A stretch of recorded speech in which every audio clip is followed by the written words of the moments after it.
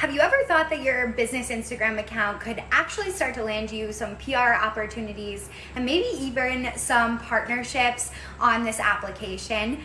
I know a lot of you in the past have thought about possibly pitching to podcasts, but maybe you're not sure how to identify the right podcast that is for you and for your business. One of the best ways that we like to do this is by searching hashtags on Instagram. Maybe for specific podcasts in your industry, right? Maybe hashtag beauty-based podcast, hashtag real estate podcast, all of these specific niches that potentially have the same audience as your ideal client. You never want to pitch yourself unless you know that the podcast is going to push you and your business goals forward, right? It wouldn't make sense for you to be on a podcast about plumbing when you're a real estate agent, right? Has no correlation. So it's really more important for you to know that these types of information or bits of pieces and knowledge nuggets that they're sharing on their podcast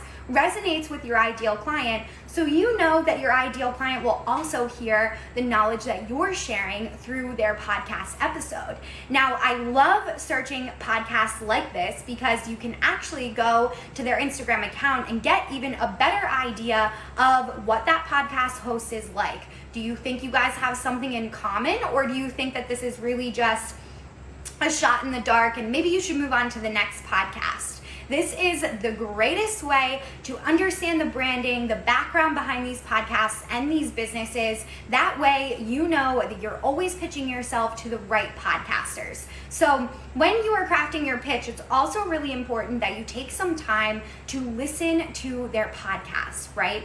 I always try to listen to at least 1 or 2 episodes of the podcast that I've been on or the host that I'm going to be on before I pitch myself. That way I know that their topics are based around something that I can add value to.